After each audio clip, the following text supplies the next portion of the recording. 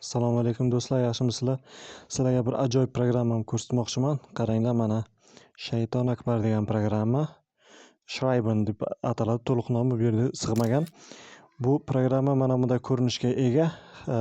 Ahamiyat qaratinglar, mana Bahruz deb ismini kiritdim. Kirganda ism so'raydi. Xo'p, mana bu juda yozish mashqidagi asqotadigan programma hisoblanadi. Bu yerda sizlar olgan bilimlaringizni chiqarib bera olishlaringiz kerak bo'ladi. Bu bilim beradigan programma emas, balki bor bilimlaringizni mustahkamlash uchun tayyor trenirovka maydoni hisoblanadi bu programma. Xo'p, qaranglar, mana bu mana bu yerda oldin rasmlar, mana vahimali shayton rasmlari, shaytonni mana bu yerda musiqalari bor.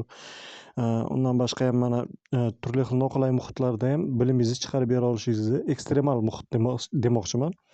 Pauza qilib qo'ysa bo'ladi. Xo'p, ekstremal muhitda sizlarni bilimlaringizni chiqarib berishga mo'ljallangan bir ajoyib startap desam bo'ladi. Bu startapda qaranglar, mana birinchi qo'llanma mana bu yerda borki, mana bu yerda disclaimer bor, tushuntirish ichida nima maqsadi nima buni. Endi ayrim yozilgan mana bu dasturda ishlashda yuragi bo'shlarga va 4 ta mantiqli savol berganda fortochka qidiradigan, iymonni aqldan o'rgatadiganlarga tavsiya qilmayman deganman. Bekorga bunday demadim, chunki ko'pchilik o'zicha diyonatli, iymonli, yana bir narsali, lekin ko'chaga chiqib O'zbekistonning nimasiga qaranglar, fohishalar juda boy O'zbekistonda. Nimaga fohishalar boy? Chunki klienti ko'p ularni. Ularni klientiga boradiganlar mana shu o'zimizda axloqdan, iymondan aql o'rgatadiganlar bor yurtda ko'pchiligi. Hammasi demayman, deya olmayman ham. Mana shu bor yurganlar boqib yuribdi, shularni boy qilib yuribdi. Mana shular lekin bu yoqda sizga bizga o'xshaganlarga axloqdan aql o'rgatmoqchi bo'ladi. Iymondan, mana bu iymonga zid, shayton degan o'yinni o'ynama, iymonga zarar, bu kofir bo'lib qolasan, boshqa bo'lib qolasan deydi, xuddiki o'zi bir top-toza farishtadek. Mana bu shayton o'yinini o'ynash yoki testidan foydalanish, bu programmadan foydalanish hech qanaqa zarari yo'q. Bilimni mustahkamlash uchun pichog'ingizni o'tkir qiladi. Bilimsizlik pichog'ingiz bo'lsa, shu pichog'ingiz o'tkirlanadigan maydon hisoblanadi bu programma. Xo'p, endi to'liq nimasini yana tushuntirishda davom etaman. Mana agar telefon nomerim bor, mana elektron pochtam bor. Aloqaga chiqmoqchi bo'lsangizlar, xarid qilish uchun yoki bironta taklif bermoqchi bo'lsangizlar. Undan boshqa ham mana qaranglar, rekordlar qaydnomasi degan 3-maydonda rekordlar mana yozib olasizlar. Bu yerda rekordlaringizni yozib borasizlar, avtomatik saqlamaydi. O'zlaringiz yozib saqlab ketaverasizlar. Xo'p, mana bu yerda maqsadlaringiz ham bor. O'zlaringizni maqsadlaringizni mana unda dabayt qilib, qanaqa maqsadlaringiz bo'lsa qo'yib ketaverasizlar. Rekordlar ham xuddi shunday. Yana nima desam, yana PDF qaydnomalar va nimalar, shablonlar bor. Mana bu yerda o'zingiz PDF tuzasiz bu yerda. PDFni o'zingiz yaratib, nima qilib borasiz. PDF shablonga ehtiyoj tug'iladi, chunki aytyapman, tayyor tekstni ustida sizlar bilimlaringizni sinashlaringiz kerak bo'ladi bu yerda. Xo'p, tayyor tekst bo'lgandan keyin mana bu yana bitta narsa, ekstremal muhit deganman, mana shaytoniy musiqalarda eshittirmadim sizlarga. Mana qaranglar. Mana yerda effektlar, nimalar aylanayotibdi. Ham bu yerda mana musiqa, qo'rqinchli musiqa ostida bilimlaringizni sinashlaringiz kerak bu yerda, qaranglar. Bir sal yurakni qo'rquvga solib, mana qaranglar. Agar tushuntira olgan bo'lsa, mana pauza qilib qo'ydim. Agar mana yana video qo'llanmalar bor.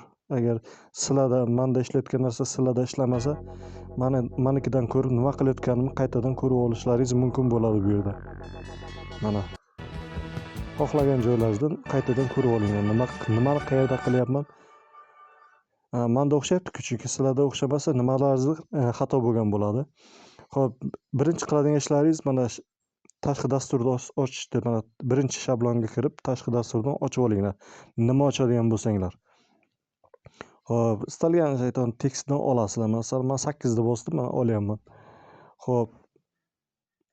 Mana edit qilaman, mana yerda copy qilaman. Yana bir necha marta copy qilaman. Agar clipboardga o'xshamay qolgan bo'lsa, o'xshab qolishi uchun. Klaviaturadan Ctrl C ni bosaman. Xo'p, o'xshab qolishi uchun. Xullas, bu ham shu. Endi mana boshlaymiz. Mana shayton shpilin start mana. Xo'p, ekranni katta qilamiz. Mana bunday qo'lda katta qilinadi. Biroz noqulaychiligi bor. Endi men ham sizlarga katta kuchli programmist emasman.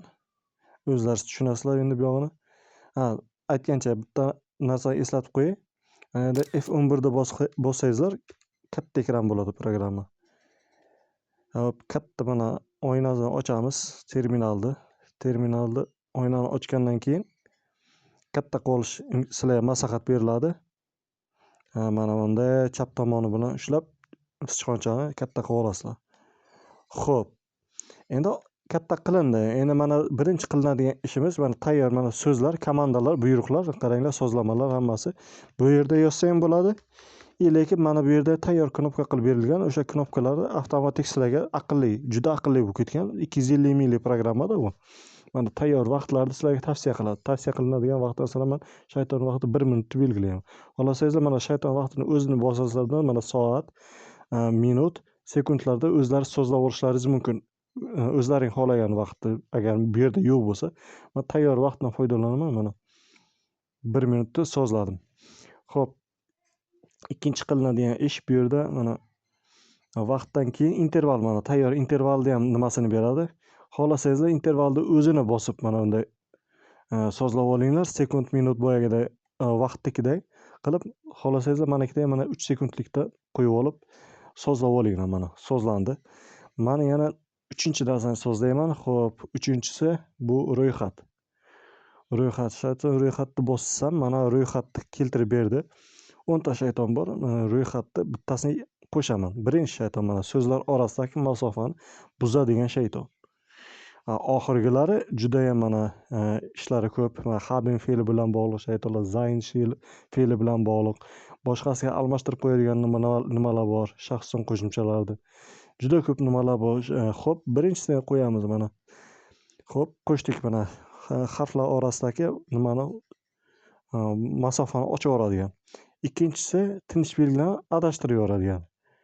Virgul qo'yish kerak bo'lgan joyga nuqtani qo'yadi yoki boshqa kerak bo'lmagan joylarga nimalarni qo'yib yuboradi.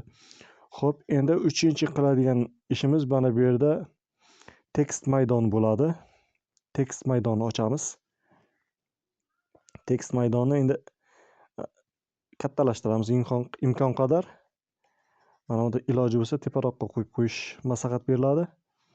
Xo'p, teparoqqa qo'yib mana endi mana bu yerda paste degan nimasi bor edi. Bu kopirovat qilganimiz bor edi-ku PDF dan, ChatGPT dan yozdirib olganim bor edi. Uni tayyor qilib prompt berib yozdirganman. Xo'p.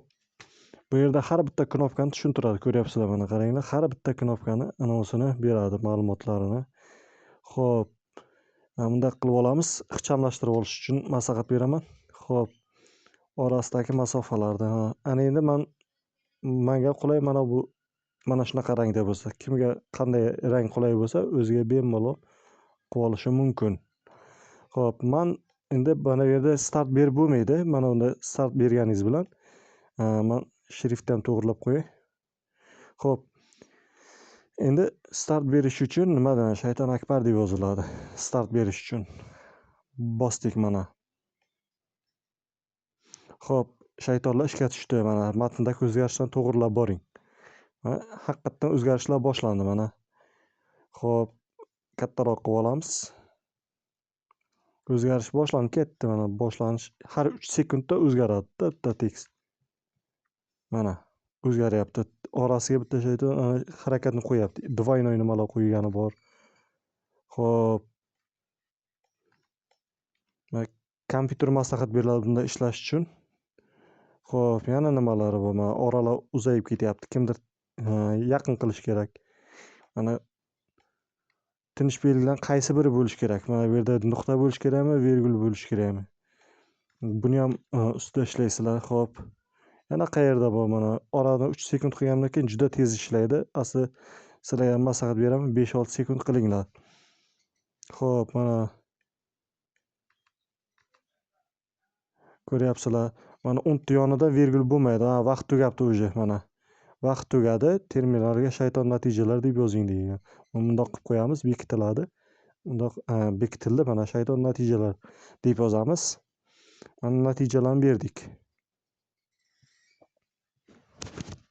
Ha, uzr, uzilish bo'lib qoldi. Xo'p, mana bosdik Neuspiel'ni, nima shayton natijalari mana natijali chiqarib berdi.